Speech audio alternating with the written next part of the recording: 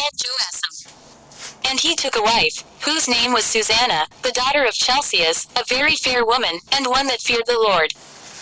Her parents also were righteous, and taught their daughter according to the law of Moses. Now Joasam was a great rich man, and had a fair garden joining unto his house, and to him resorted the Jews, because he was more honorable than all others. The same year were appointed 2 of the ancients of the people to be judges, such as the Lord spake of, that wickedness came from Babylon from ancient judges, who seemed to govern the people. These kept much at Joasam's house, and all that had any suits in law came unto them. Now when the people departed away at noon, Susanna went into her husband's garden to walk. And the 2 elders saw her going in every day, and walking, so that their lust was inflamed toward her. And they perverted their own mind, and turned away their eyes, that they might not look unto heaven, nor remember just judgments. And albeit they both were wounded with her love, yet durst not one show another his grief. For they were ashamed to declare their lust, that they desired to have to do with her. Yet they watched diligently from day to day to see her. And the one said to the other, Let us now go home, for it is dinner time. So when they were gone out, they parted the one from the other, and turning back again they came to the same place, and after that they had asked one another the cause, they acknowledged their lust, then appointed they a time both together, when they might find her alone.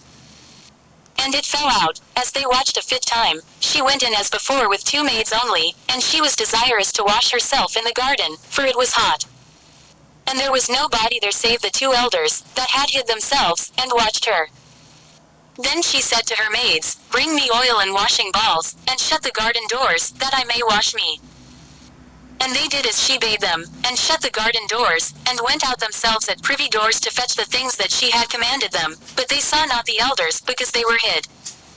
Now when the maids were gone forth, the 2 elders rose up, and ran unto her, saying, Behold, the garden doors are shut, that no man can see us, and we are in love with thee, therefore consent unto us, and lie with us. If thou wilt not, we will bear witness against thee, that a young man was with thee, and therefore thou didst send away thy maids from thee. Then Susanna sighed, and said, I am straitened on every side, for if I do this thing, it is death unto me, and if I do it not I cannot escape your hands. It is better for me to fall into your hands, and not do it, than to sin in the sight of the Lord. With that Susanna cried with a loud voice, and the 2 elders cried out against her. Then ran the one, and opened the garden door. So when the servants of the house heard the cry in the garden, they rushed in at the privy door, to see what was done unto her. But when the elders had declared their matter, the servants were greatly ashamed, for there was never such a report made of Susanna.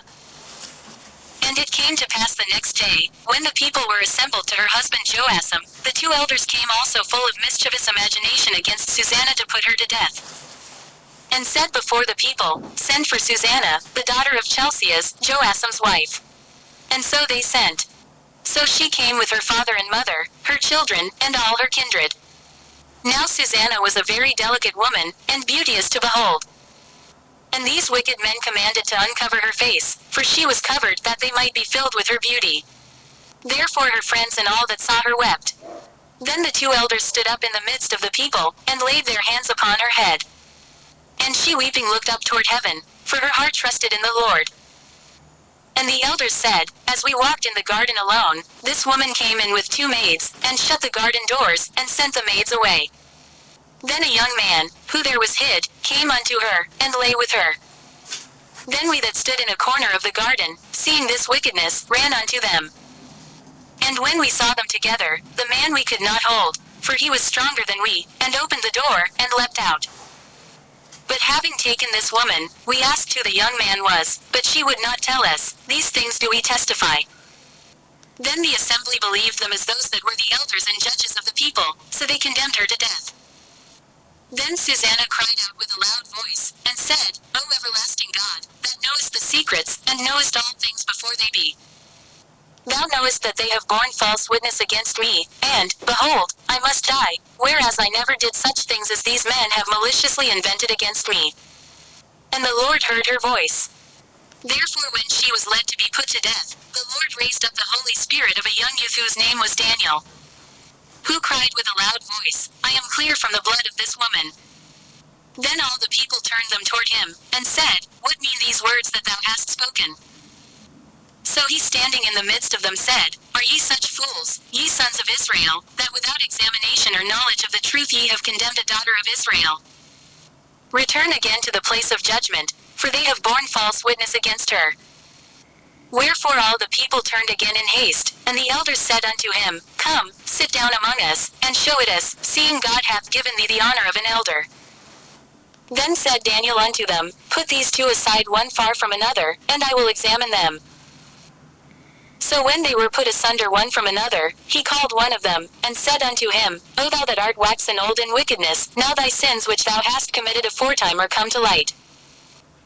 For thou hast pronounced false judgment, and hast condemned the innocent, and hast let the guilty go free, albeit the Lord saith, The innocent and righteous shalt thou not slay. Now then, if thou hast seen her, tell me, under what tree west thou them companying together? Who answered, Under a mastic tree. And Daniel said, Very well, thou hast lied against thine own head, for even now the angel of God hath received the sentence of God to cut thee in two. So he put him aside, and commanded to bring the other, and said unto him, O thou seed of Chanaan, and not of Judah, beauty hath deceived thee, and lust hath perverted thine heart. Thus have ye dealt with the daughters of Israel, and they for fear companied with you, but the daughter of Judah would not abide your wickedness. Now therefore tell me, under what tree didst thou take them companying together? Who answered, Under an home tree. Then said Daniel unto him, Well, thou hast also lied against thine own head, for the angel of God waiteth with the sword to cut thee in two, that he may destroy you.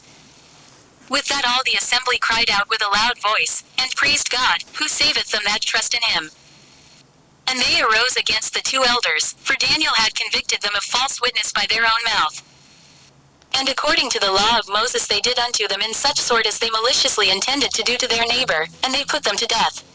Thus the innocent blood was saved the same day.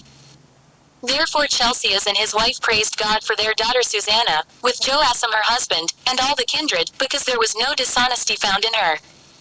From that day forth was Daniel had in great reputation in the sight of the people.